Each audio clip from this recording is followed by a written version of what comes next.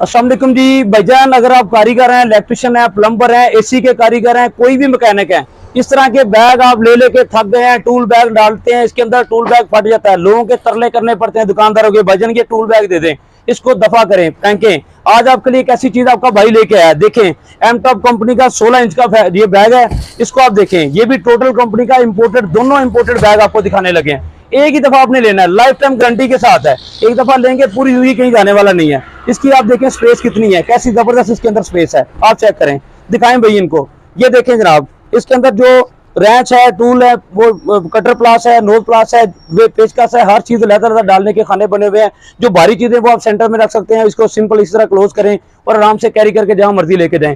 पूरे पाकिस्तान के लिए कैश ऑन डिलीवरी है, 400 रुपया डिलीवरी चार्जेस हैं और 2600 रुपया बैग की प्राइस है। हमसे कॉन्टैक्ट करने के लिए बायो में नंबर दिया हुआ है, आप हमारे से रब्ता कर सकते हैं व्हाट्सएप पे। अल्लाह हाफिज।